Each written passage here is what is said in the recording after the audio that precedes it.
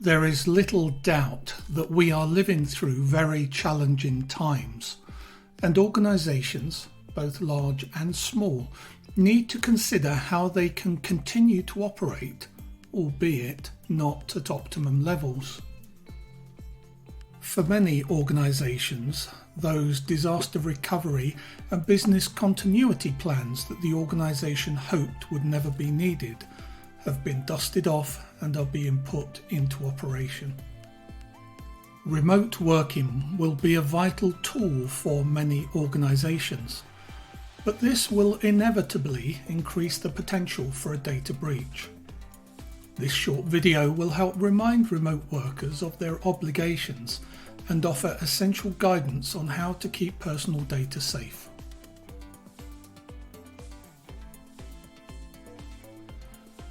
For larger organisations, a remote working or IT policy will already be in place.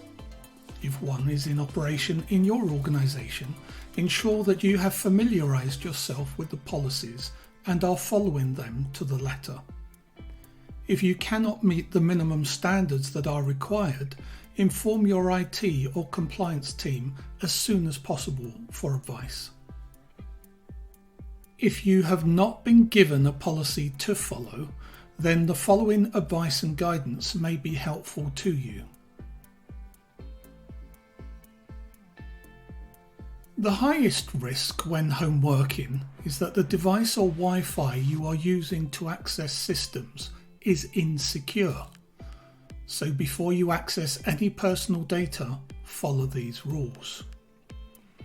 Never use free public Wi-Fi, as you never know if it has been compromised. You will probably be self-isolating, but if you can get out, do not engage in work in cafes or on public transport. For example, where your laptop screen or a sensitive file can be overlooked by the person sat next to you. Ensure your device, be that a PC, laptop, tablet, or smart device, has adequate firewalls and antivirus software installed. If in doubt, ask your IT support team for advice. Devices, and especially those holding personal data and emails, should be encrypted. There is a high risk that criminals will try and take advantage of home working by sending an increased number of phishing attacks, and you need to be aware of these. All devices must have adequate, strong security and passwords, and these should not be shared with family members. Always lock your device or log off securely when not actively being used. If available, use two-factor authentication or some other verification method.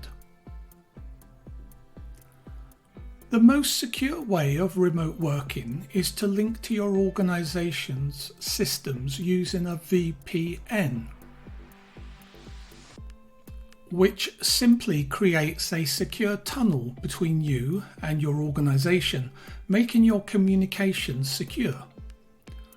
Ideally, all processing is performed within their secure environment and not on your local device. If you even suspect that a breach has occurred, no matter how minor, report it immediately to your compliance team or IT. Make sure you understand the channels of communication to report a breach and from whom you should ask advice. Whilst working remotely, you should not produce any manual or electronic copies of files which will be held outside of your organization's normally secure environment. Do not be tempted to copy or sync files to your local device or external USB drive to speed up working, unless authorized by the organization. Do not use insecure services such as Dropbox or Google Drive. Do not send information via private email accounts such as Gmail. The same applies to free cloud-based services such as Trello, Slack, etc. do not use without authorization.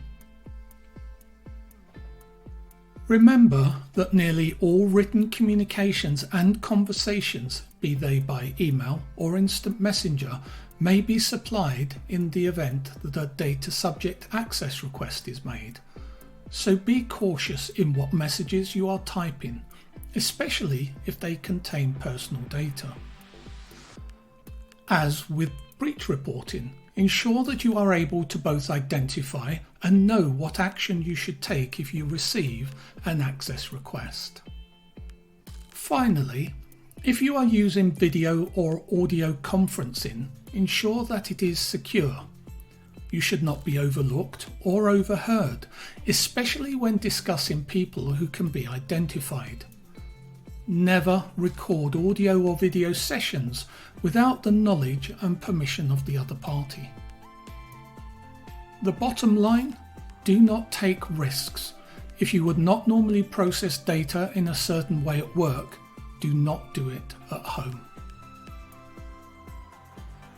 Your organisation will need to take extra precautions to keep personal data safe. They may need to restrict user access or limit access to certain devices. Proportionate monitoring of remote communications and activities will also need to take place. It is a fine balance between keeping the organisation and employees safe and protecting their privacy.